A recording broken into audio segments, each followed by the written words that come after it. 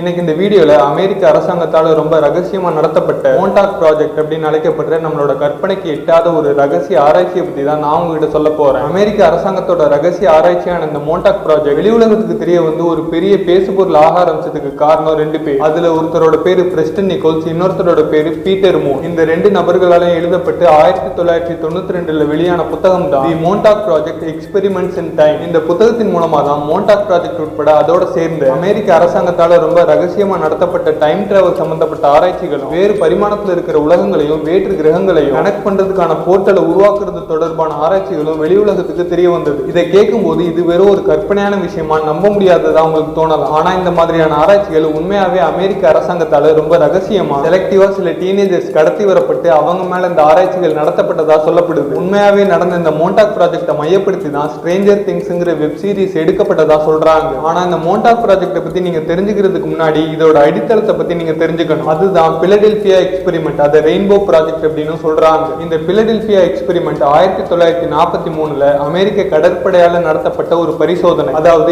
எதிரி நாடுகள் கிட்ட இருக்கிற நம்மளோட கப்பல்களை டிடெக்ட் பண்ணக்கூடிய ரேடார்ல நம்மளோட கப்பல்கள் மாட்டிக்க கூடாதுன்னு நினைச்ச அமெரிக்க கடற்படை அதுக்கான ஒரு நவீன தொழில்நுட்பத்தை உருவாக்கணும் அப்படின்னு நினைச்சாங்க. அதுக்கான ஒரு முயற்சியா தான் இந்த பிலடெல்பியா எக்ஸ்பெரிமெண்ட் நடத்தப்பட்டுச்சு. இந்த பரிசோதனைக்காக யுஎஸ் நேவி அவங்களோட ஒரு டெஸ்ட்ராயர் எஸ்கோர்ட் ஆன, அதாவது அமெரிக்க கடற்படை யுஎஸ்எஸ் எல்ட்ரிட்ஜ் அப்படின்னு அழைக்கப்படுற அவங்களோட ஒரு நாசகர கப்பலை இந்த பரிசோதனைக்கு தேர்ந்தெடுத்தாங்க. அது மட்டும் இல்ல, அந்த பரிசோதனையில அவங்க தேர்ந்தெடுத்த யுஎஸ்எஸ் எல்ட்ரிட்ஜ் அப்படிங்கிற அந்த நாசகர கப்பலை யாரோட கண்களுக்கும் தெரியாத மாதிரி முழுசா மறைய வைக்கக்கூடிய ஒரு தொழில்நுட்பத்தை அமெரிக்க கடற்படையை சேர்ந்த விஞ்ஞானிகள் கண்டுபிடிச்சதாகவும் சொல்றாங்க. அப்படி அவங்க கண்டுபிடிச்ச அந்த டெக்னாலஜியை யுஎஸ்எஸ் எல்ட்ரிட்ஜ்ங்கிற அந்த கப்பல்ல செயல்படுத்தும் போது வெவ்வேறு லெவல்ல இருந்த எலக்ட்ரோ மேக்னெட்டிக் எனர்ஜியால் அந்த கப்பல் தாக்கப்பட்டதாகவும், அந்த தாக்குதல் நடந்த சில வினாடிகள்ல அந்த கப்பலுக்குள்ள இருந்த சில ஒர்க்கர்ஸோட சேர்த்து அந்த மொத்த கப்பலும் முழுசா மறைஞ்சு போனதாகவும் சொல்றாங்க. ஆகா, நம்மளோட பரிசோதனை வெற்றி அடைஞ்சிருச்சு அப்படின்னு அமெரிக்க கடற்படையை சேர்ந்த அதிகாரிகள் நினைச்சிட்டு இருந்த அந்த சமயத்துல அவங்க கொஞ்சம் கூட எதிர்பார்க்காத இன்னொரு ஒரு விஷயம் நடந்தது. அது என்ன அப்படின்னா, இந்த பரிசோதனை நடத்தப்படும் போது பிலடெல்பியா நேவல் யார்ட்ல, அதாவது பிலடெல்பியா கடற்படை தளத்துல நிறுத்தி வைக்கப்பட்டிருந்த யுஎஸ்எஸ் எல்ட்ரிட்ஜ் கப்பல் மறைஞ்ச ஒரு சில வினாடிகள்ல யுஎஸோட விர்ஜீனியா ஸ்டேட்ல இருக்கிற நோர்போல் கடற்கரையில தென்பட்டதாகவும், அப்படி அந்த நோர்போல் கடற்கரையில தோன்றின ஒரு சில வினாடிகள்ல யுஎஸ்எஸ் எல்ட்ரிட்ஜ் கப்பல் மறுபடியும் மறைஞ்சு பிலடெல்பியா நேவல் யார்டுக்கே திரும்ப வந்ததாகவும் சொல்லப்படுது. இதை பார்த்து அதிர்ச்சி அடைஞ்ச அமெரிக்க கடற்படையை சேர்ந்த அதிகாரிகள் கப்பல் எல்லாம் சரியா இருக்கா அப்படின்னு செக் பண்ணும்போது கப்பல் சரியா இருந்ததாகவும், ஆனா அதுக்குள்ள இருந்த தொழிலாளிகளோட நிலைமை தான் கவலைக்கிடமா இருந்ததாகவும் சொல்லப்படுது. அதாவது அந்த கப்பல் சோதனைக்குள்ளாகும் போது அந்த கப்பலுக்குள்ள இருந்த தொழிலாளிகள்ல சில பேர்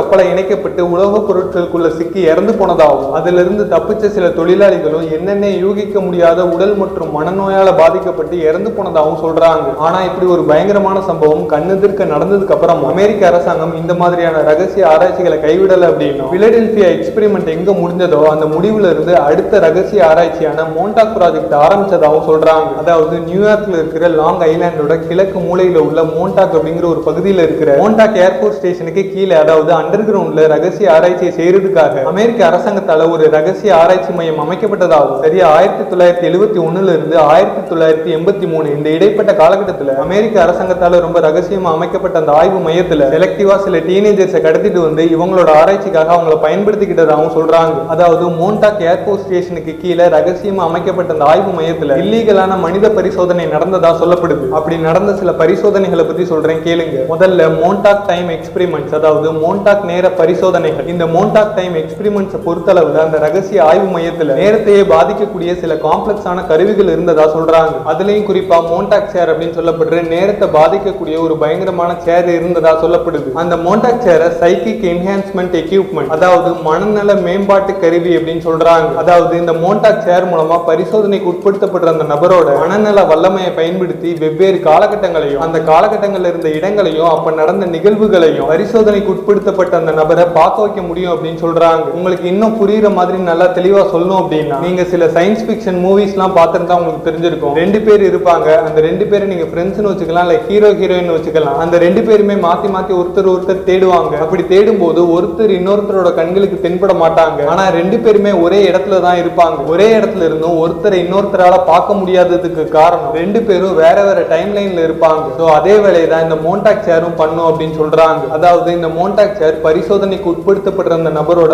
மனநல வல்லமையை பயன்படுத்தி டைம் போர்ட்டல் வழியா அந்த நபரை அனுப்பி அவரை வெவ்வேறு காலகட்டங்களை அனுபவிக்க வைக்கிறதாவும், அப்படி வெவ்வேறு காலகட்டங்களை அனுபவிக்கிற அந்த நபரால் அவரோட அவரோட சொந்த பாஸ்டையும் ஃபியூச்சரையும் நேர்ல மீட் பண்ணி பேச முடிஞ்சதாகவும் சொல்றாங்க. அடுத்ததா பாத்தீங்கன்னா psychological and mind control experiment, அதாவது உளவியல் மற்றும் மன கட்டுப்பாடு பரிசோதனை. இந்த எக்ஸ்பெரிமெண்ட்ஸ்ல சைக்காலஜிக்கல் வார்ஃபேருக்கான ஆராய்ச்சிகள் ரொம்ப ஆழமா நடந்ததா சொல்லப்படுது. ஒரு மனிதனை அவனோட அனுமதியே இல்லாம அவனுக்கு தெரியாமலே அவனோட மண்டையை கழுவுறது, அதாவது அவனை டோட்டலா பிரெயின் வாஷ் பண்றது, நம்மளை விட்டு அவன் எவ்வளவு தூரம் தள்ளி இருந்தாலும் ரொம்ப சுலபமா அவனோட மைண்டை கண்ட்ரோல் பண்றது, இதைத்தான் செய்யணும் இதை செய்யக்கூடாது அப்படின்னு மெஷினை ப்ரோக்ராமிங் பண்ற மாதிரி ஹியூமனோட மைண்டை ப்ரோக்ராமிங் பண்றது. நமக்கு தேவைப்படுற நமக்கு சாதகமான எண்ணங்களை எலக்ட்ரோ மேக்னெட்டிக் வேவ்ஸை பயன்படுத்தி ரொம்ப சுலபமா இன்னொருத்தரோட மைண்ட்ல டைரக்டா செலுத்துறது, குறிப்பிட்ட ஒரு நபரோட மைண்டை கண்ட்ரோல் பண்ணி அவரோட கண்களுக்கு மட்டும் தெரிகிற மாதிரி சில மாய தோற்றங்களை தூண்டுறது, ஒருத்தரோட அனுமதி இல்லாம அவருக்கு தெரியாமலே அவரோட எண்ணங்களையும் செயல்பாட்டையும் நாம கண்ட்ரோல் பண்றது அப்படின்னு பல பயங்கரமான ஆராய்ச்சிகள் இந்த சைக்காலஜிக்கல் அண்ட் மைண்ட் கண்ட்ரோல் எக்ஸ்பெரிமெண்ட்ஸ்ங்கிற பேர்ல நடந்ததா சொல்லப்படுது. அடுத்த ஆராய்ச்சி பாத்தீங்கன்னா interdimensional research and extraterrestrial contact, அதாவது பரிமாண ஆராய்ச்சி மற்றும் வேற்று கிரக தொடர்பு. இந்த ஆய்வுல என்ன செஞ்சதா சொல்றாங்க அப்படின்னா, நீங்க இந்த மார்வல் சினிமேட்டிக் யூனிவர்ஸ் எல்லாம் பார்த்திருந்தா உங்களுக்கு தெரிஞ்சிருக்கும், நம்மளோட உலகத்திலே நம்மளோட கண்களுக்கு தெரியாம வெவ்வேறு பரிமாணங்கள்ல வெவ்வேறு உலகங்கள் இருக்கிற மாதிரி காமிச்சிருப்பாங்க. உங்கள சில பேருக்கு இதை மல்டிவர்ஸ்ங்கிற கான்செப்ட் மூலமா தெரிஞ்சிருக்கும். இந்த மாதிரி வெவ்வேறு பரிமாணங்கள் இருக்கக்கூடிய வெவ்வேறு உலகங்களை அக்சஸ் பண்றதுக்கும் இன்னைக்கு வரைக்கும் ஒரு மர்மமாவே இருக்கக்கூடிய ஏலியன், அதாவது உண்மையாவே வேற்று கிரகவாசிகள் அப்படின்னு சொல்லி யாராவது இருந்தாங்க அப்படின்னா அவங்களோட கிரகங்களையும் அக்சஸ் பண்றதுக்கும் நம்மளோட உலகத்தையும் அவங்களோட உலகத்தையும் கனெக்ட் பண்றதுக்கான ஒரு போர்ட்டலை உருவாக்குறதுக்கான முயற்சி நடந்ததா சொல்றாங்க. இது மூலமா வெவ்வேறு பரிமாணங்கள் இருக்கக்கூடிய உலகங்களை சேர்ந்து அப்புறம் வெவ்வேறு கிரகங்களை சேர்ந்து நமக்கு பிரயோஜனப்படக்கூடிய விலங்குகளையும் தொழில்நுட்பங்களையும் பரிமாறிக்க முடியும் அப்படின்னு சொல்லி அமெரிக்க அரசாங்கம் இந்த மாதிரி பயங்கரமான பல ஆராய்ச்சிகளை மோன்டாக் ப்ராஜெக்ட் அப்படிங்கிற பேர்ல அதுவும் மனிதர்களை பயன்படுத்தி பண்ணதா சொல்லப்படுது. பல பேர் அமெரிக்க அரசாங்கத்தால ரொம்ப ரகசியமா நடத்தப்பட்ட இந்த மோன்டாக் ப்ராஜெக்டை வெறும் கட்டுக்கதை அப்படின்னு சொன்னாலும் மோன்டாக் ப்ராஜெக்டை பத்தின தடயங்களையும் ஆதாரங்களையும் அளிக்கிறதுல அமெரிக்க அரசாங்கம் ரொம்ப தீவிரமா ஈடுபட்டதால தான் இந்த மோன்டாக் ப்ராஜெக்டை பத்தின முழு விவரமும் இன்னைக்கு வரைக்கும் வெளி உலகத்துக்கு தெரிய வராம இருக்கு அப்படின்னு சில பேர் சொல்றாங்க. அது மட்டும் இல்ல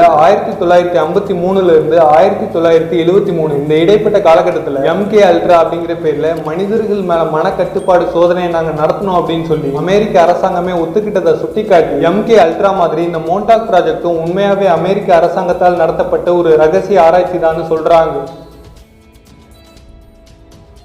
உங்களுக்கு இந்த வீடியோ பிடிச்சிருந்ததா இல்லையாங்கிறதையும் நீங்க இந்த ரகசிய ஆராய்ச்சியை பத்தி என்ன நினைக்கிறீங்கிறதையும் கமெண்ட்ல சொல்லுங்க.